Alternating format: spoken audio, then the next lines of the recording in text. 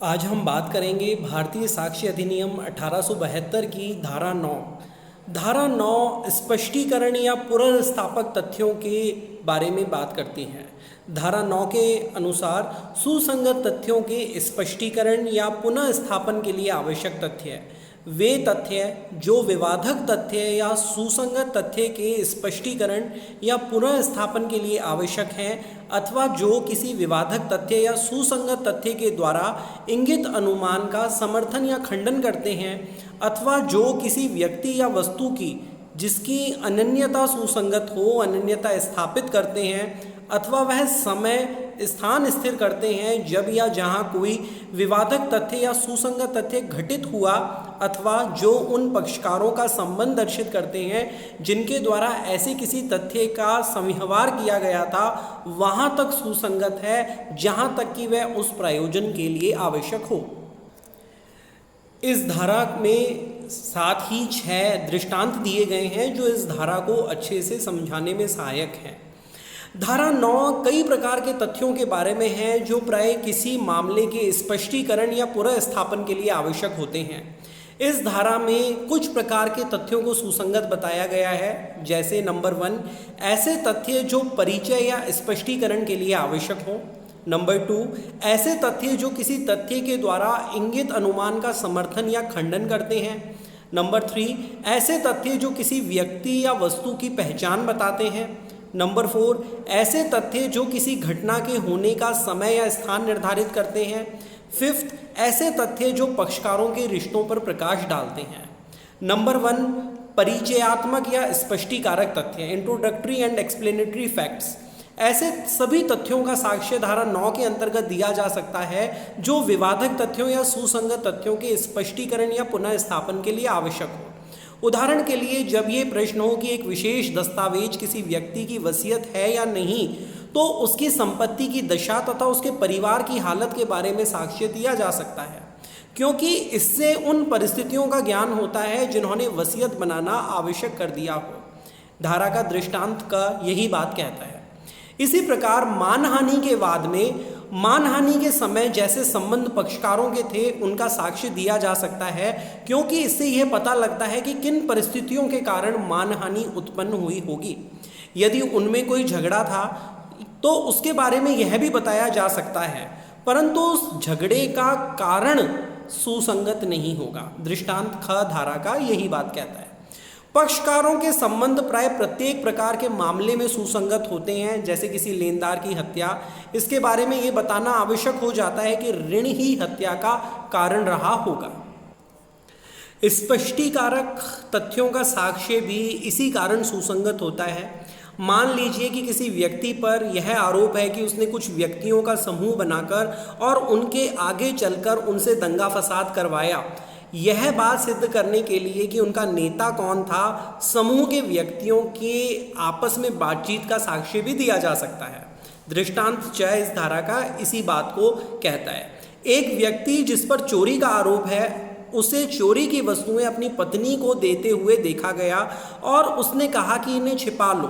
उसका ये कहना सुसंगत है, क्योंकि इससे ये स्पष्ट होता है कि वस्तुएं छिपाने का कोई ना कोई कारण रहा होगा। धारा के साथ दिया गया दृष्टांत ड इसी बात को व्याख्यापित करता है। इसी प्रकार एक भागीदार के द्वारा फर्म से अलग होने पर दिया गया बयान सुसंगत होता है, क्योंकि इससे उसके अलग होने के कारण स्पष्ट होते हैं। तो ये कुछ दृष्टांत थे जो परिचयात्मक तथा स्पष्टीकारक तथ्य को कहते हैं, मतलब ऐसे तथ्य जो विवादक तथ्य या सुसंगत तथ्यों का परिचय या स्पष्टीकरण के लिए आवश्यक हो, उनका साक्ष्य धारा 9 के अंतर्गत दिया जा सकता है। नंबर 2 ऐसे तथ्य जो इंगित अनुमान का समर्थन या खंडन करते हैं। ऐसे तथ्यों का साक्ष्य दिया जा सकता है जो विवादक तथ्य या सुसंगत तथ्य के द्वारा इंगित अनुमान का समर्थन या खंडन करते हैं। उदाहरण के लिए एक व्यक्ति पर किसी अपराध का आरोप है। ये तथ्य कि वह अपराध के तुरंत बाद लापता हो गया धारा 8 के अंतर्गत सुसंगत है, क्योंकि ऐसा आचरण है जो अपराध के तथ्य से प्रभावित हुआ है। इस तथ्य से ये ज्ञात होता है कि वह दोषी था। इस बात को इंगित अनुमान कहते हैं। ऐसे सभी तथ्य जो इस अनुमान का समर्थन या खंडन करते हैं सुसंगत हो जाएंगे। उपयुक्त उदाहरण के संबंध में जो व्यक्ति लापता हुआ था, मान लीजिए कि वह किसी गाड़ी में मिलता है, बिना टिकट है या बहुत गंदे कपड़े पहने हुए हैं, तो ये तथ्य सुसंगत होंगे क्योंकि इनसे इस अनुमान का समर्थन मिलता है कि वह दोषी है। धारा 9 के दृष्टांत घ ऐसे तथ्य जो अनुमान का खंडन करते हों वह भी सुसंगत होंगे। उदाहरण के लिए वह व्यक्ति यह बता सकता है कि उसे अचानक कोई काम आ पड़ा था, इसलिए वह चला गया था और लापता नहीं था। ऐसे काम का ब्यौरा सुसंगत नहीं है और वे भी तो केवल इस प्रयोजन के लिए ये पता लग जाए कि उसका काम अर्जेंट प्रकार का था। अभियुक्त ऐसे अनुमानों को खंडित करने के लिए ऐसे तथ्यों के विपरीत साक्ष्य दे सकता है जिससे ये पता लगे कि वह दोषी नहीं था।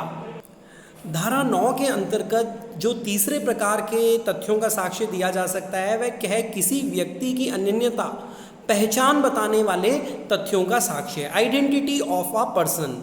जब न्यायालय को किसी व्यक्ति या वस्तु की पहचान प्राप्त करनी हो तो कोई भी ऐसा तथ्य जो पहचान में सहायता करे सुसंगत होगा।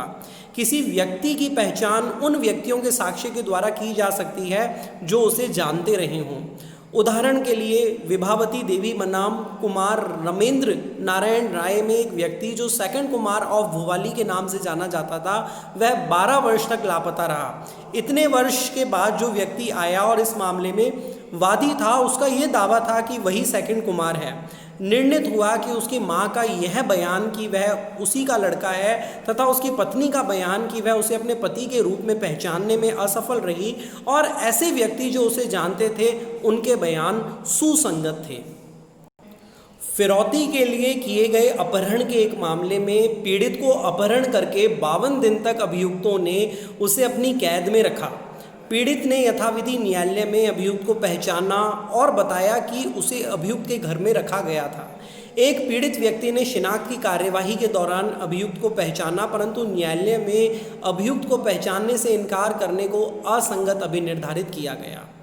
जब प्रश्न यह हो कि न्यायालय के सामने उपस्थित व्यक्ति कौन है, तो उसकी अनन्यता केवल प्रत्यक्ष साक्ष्य के द्वारा ही या जानकार व्यक्तियों के विचार द्वारा ही नहीं सिद्ध की जा सकती, बल्कि अन्य बातों से भी सिद्ध की जा सकती है, जैसे व्यक्तिगत चिन्ह, ऊंचाई, माप, त्वचा, आवाज़, हस्तलिखी, बातचीत करने का ढंग, पहनावा। ऐसी पहचानें जो उस व्यक्ति के विशेष थी, उस व्यक्ति की विशेषताएं जैसे खून, निवास स्थान, पारिवारिक संबंध, विद्या स्तर, धर्म, विशेष व्यक्तियों की उसके बारे में राय तथा ज्ञान।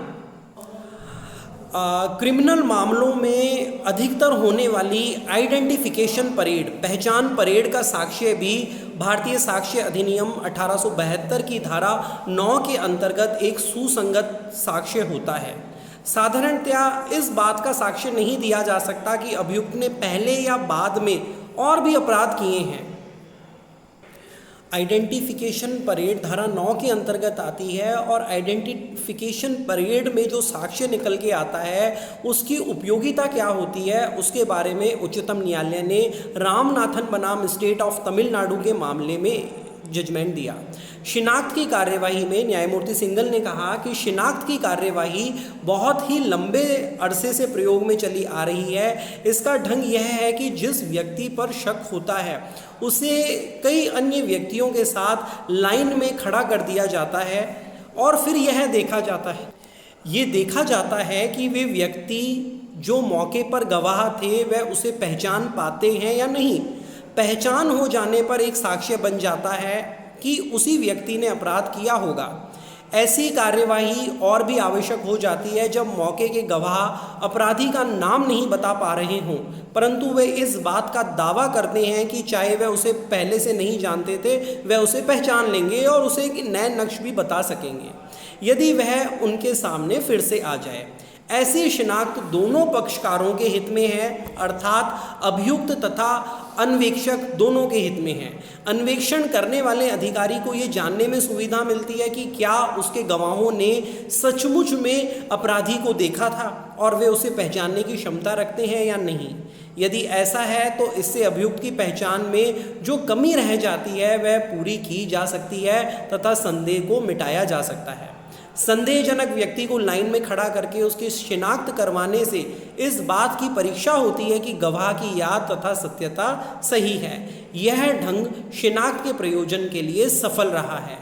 शिनाख्त की कार्यवाही की महत्ता के मामले के तथ्यों के संदर्भ में समझाते हुए मुख्य न्यायमूर्ति ने इस मामले में कहा था कि प्रस्तुत मामले में ये सिद्ध करने के लिए पर्याप्त साक्ष्य था कि कम से कम जो गवाह जोर देकर ये कह रहे थे कि उन्होंने अपराधी को देखा था, उन्होंने अपराधी का वर्णन भी दिया था और यह दावा किया था कि उसे पहचान लेंगे। इसलिए शिनाख्त की कार्यवाही करना बिल्कुल आवश्यक था। शिनाख्त का उद्देश्य चश्मदीद गवाह की स्मृति की जांच मात्र होता है, जिससे कि अभियोजन पक्ष को यह पता लग सके कि कौन सा साक्षी चश्मदीद गवाह माना जा सकता है। कार्यवाही उतनी शीघ्रता से हो जानी चाहिए जितनी संभव हो। न्यायालय में शिनाख्त कमजोर साक्ष्य होता है। शिनाख्त की कार्यवाही पहचान को मजबूती देती है, परंतु ऐसी कार्यवाही अनिवार्य नहीं है। इसके ना करने से न्यायालय में की गई पहचान का साक्ष्य अग्राह्य नहीं हो जाता। प्रत्येक दशा में शिनाख्त का साक्ष्य पूरक या संपोषण साक्ष्य के रूप में ही प्रयोग में लाया जाता है। एक मामले में जहां 4 महीने निकल गए थे और उसके बाद शिनाख्त की कार्यवाही हुई हो और जहां समाचार पत्रों में फ़ोटो छप चुकी थी तथा अभियुक्त को कुछ दिनों के लिए पुलिस हवालात में रख दिया गया,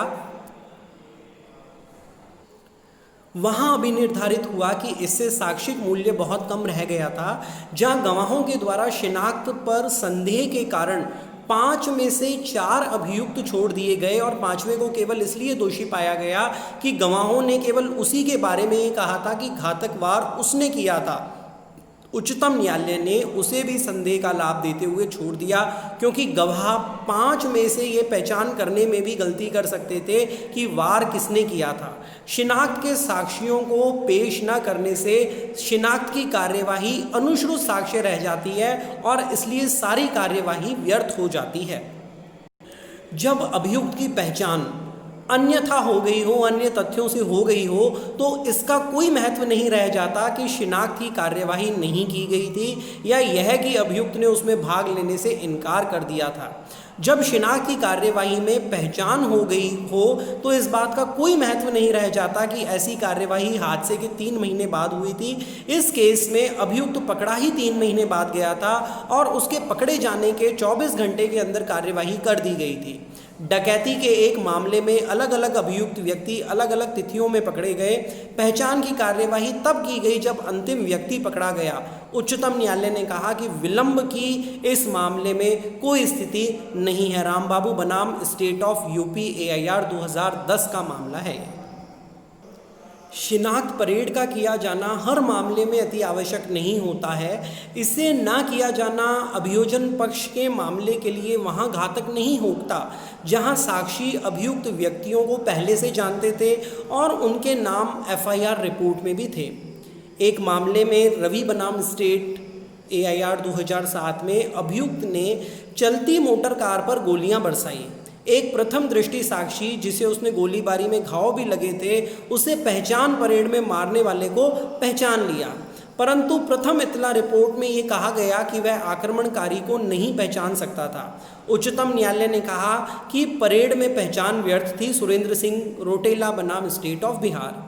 जब FIR किसी अज्ञान व्यक्ति के विरुद्ध हो तो शिनाख्त की कार्यवाही यथासंभव शीघ्रता से की जानी चाहिए। किसी अनिश्चित पहचान के आधार पर दोष सिद्धि नहीं हो सकती है। शिनाख्त की कार्यवाही अन्वेषण में केवल सहायता के रूप में होती है। यह कोई आवश्यक प्रक्रिया नहीं है, केवल समझदारी का रास्ता माना जाता है। इससे गवाह की बातों को मजबूती तथा संपुष्टि मिलती है। धारा 9 के अंतर्गत ऐसे तथ्य जो किसी घटना के समय या स्थान बताते हैं उनका भी साक्ष्य दिया जा सकता है। धारा 9 यह भी कहती है कि ऐसे सभी तथ्यों का साक्ष्य दिया जा सकता है जो किसी घटना के होने का समय या स्थान दर्शाते हैं। कोई भी तथ्य जो स्थान या समय साबित करे सुसंगत होंगे। किसी विशेषज्ञ की रिपोर्ट किसी हत्या का स्थान या समय निर्धारित करने के लिए सुसंगत होती है। धारा 9 के अंतर्गत जो अंतिम तथ्य सुसंगत बताए गए हैं वो पक्षकारों के संबंध दर्शित करने वाले तथ्य होते हैं। जो तथ्य पक्षकारों के संबंध दर्शाते हैं सुसंगत होते हैं। न्यायालय के सामने आने वाले अधिकांश मामलों में पक्षकारों के संबंधों के कारण ही झगड़ा पैदा होता है, इसलिए उनके संबंध सुसंगत हो जाते हैं। मानहानि के लिए प्रतिकर के वाद में पक्षकारों के भूतपूर्व संबंध सुसंगत होते हैं। दहेज के मामले में पक्षकारों के भूतपूर्व संबंध सुसंगत होते हैं। असम्यक असर सिद्ध करने के लिए भी पक्षकारों के संबंध सुसंगत होते हैं। तो धारा 9 स्पष्टीकरण तथा पुनर्स्थापन ऐसे तथ्य जो विवादक तथ्य और सुसंगत तथ्यों के स्पष्टीकरण या पुनर्स्थापन के लिए आवश्यक हैं, उन तथ्यों का साक्ष्य भी देना सुसंगत बताते हैं। धारा 9 में जो इसके दृष्टांत हैं बहुत महत्वपूर्ण है। और इसमें जो आइडेंटिफिकेशन परेड है, अक्सर पूछा जाता है कि भारतीय साक्ष्य अधिनियम में जो आइडेंटिफिकेशन परेड, पहचान परेड होती है, वो किस धारा के अंतर्गत होती है, तो धारा 9 है। महत्वपूर्ण धारा है भारतीय साक्ष्य अधिनियम की।